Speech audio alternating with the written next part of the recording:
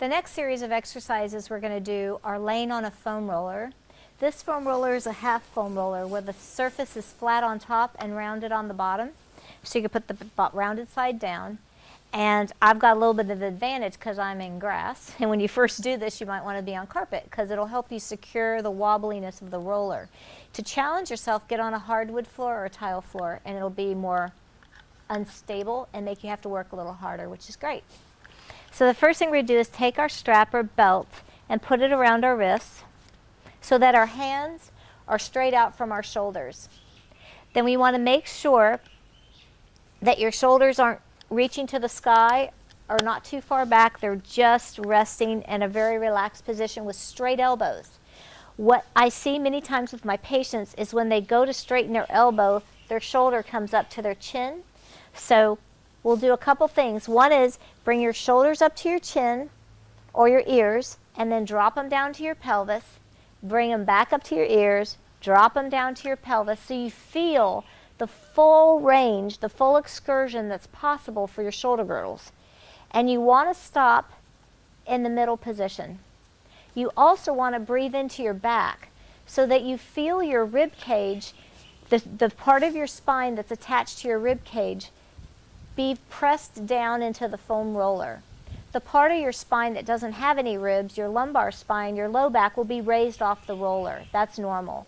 But every place that there's a rib should be flat on the roller. So think about breathing into your back. Let your shoulder girdles come up to your ears, down to your hips, and rest in the middle. Then take your arms and reach to the sky and reach your shoulder blades down to the floor. Let them stay down to the floor and in this middle position between your ears and your hips, and keep your elbows straight. Sounds like not a big deal, but actually that can be quite challenging. So for some of us, that's where our work is. Keep our elbows straight, feet are flat, knees are bent comfortably, and we're going to start to go in a circle. When you go in a circle, you're going to feel your abdominal muscles, hopefully, reflexively start to kick in so that you don't roll with your arms. Now, for some people who are creative about how they use their body, they start to stabilize hard with their legs and their hips, which is not about gripping with your legs and your hips. It's about using these muscles right in here to help you stabilize your spine. Also, people that are real dialed into using their back will feel their back start to arch when they start to use their hands, and their back muscles come in and grip to stabilize their spine. This is an opportunity, again, to let your spinal muscles release and relax. Let your abdominal muscles kick in. This is what we want to train. And by being on an unstable surface, it helps us reflexively kick them in. So again, your feet are flat. You're going to go in a circle counterclockwise. You can go as slow as you need to make sure that you have no wobble in the foam roller. And then go the opposite way. Then to challenge yourself more, you can start to bring your knees and your feet closer together. If you actually make them touch, it makes you quite wobbly, and it makes you have to work even harder through your core to stay stable. I love this exercise because it's very gentle on the SI joints, your pelvis, and your low back, but it really teaches you how to tune in to your lower abdominals. Really make sure you release your low back and you don't grip too much with your legs.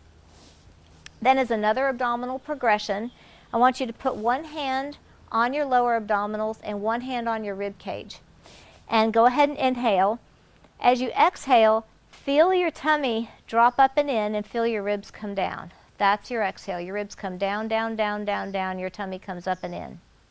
When you start to inhale, your lower belly will start to release, and then the air will come in through your entire lungs and your entire rib cage. When it's time to exhale, you'll feel your lower abdominals, or encourage your lower abdominals to drop a little bit, and your rib cage exhales down, down, down, down, down around your abdominals as they lift up. So I sort of think of an image like an umbrella where you have the center strut and then the whole umbrella drapes down around that. The center strut is like your abdominals, and then the umbrella is like your rib cage that just exhales and descends down around your abdominals as you lift them. So that's the sequence you want to be doing with your lower abdominals.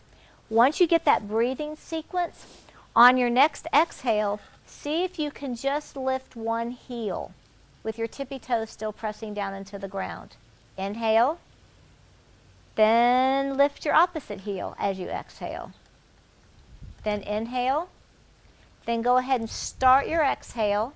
After you've started your exhale, lift one heel, come back down, let yourself inhale, start your exhale, and lift your opposite heel.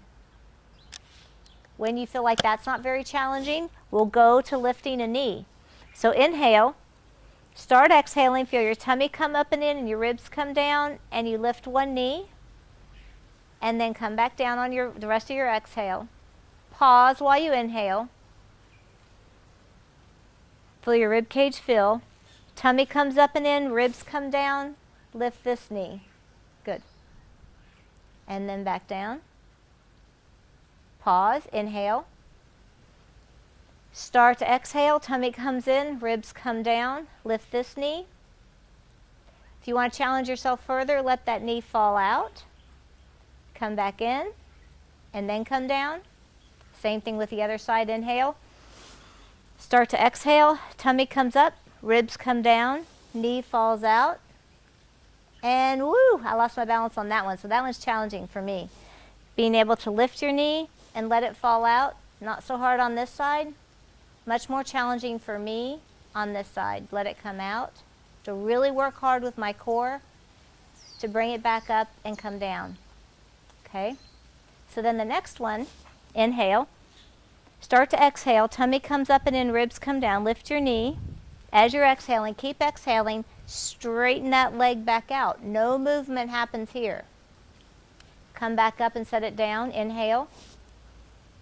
Start to exhale, belly comes up and in, ribs come down here.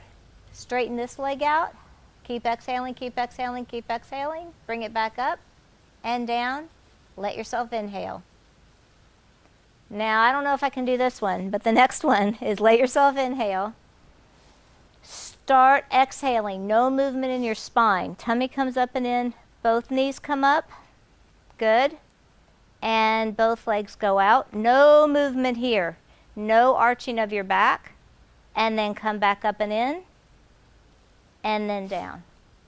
So the tendency, and I don't want to do it on my body because it'll hurt, but if I had both legs, would be to arch. Don't let any arching happen, and don't let the foam roller move. That's really compressive to your low back and your pelvis, and it can throw your SI joint, your pelvis out of alignment. This has all got to stay stable. So don't get ahead of yourself and challenge yourself with a higher level exercise than you can stabilize with. This is all about just being where you're at. We can't be where we're not really. So just be honest with yourself, and if you can't quite stabilize to do this, then go back to just lifting a knee, or go back to just lifting a heel, or go back to just you moving your arms. This really works your abdominals, and just work on breathing. Just be wherever you can stabilize and do lots of reps of those. And with this, I would say like 3 sets of 10, 3 sets of 15 on each side is pretty good for training your neuromotor system and strengthening your abdominals. Good. Thank you so much. I hope this video has been helpful for you. In my close to 30 years of practicing, this is the series of exercises that I have seen make the biggest difference in people getting pain-free in their low back and pelvis, and helps them not needing ongoing care and having their bodies realigned because their muscles know how to keep their spine and pelvis stable when they move and live their life. Thank you so much.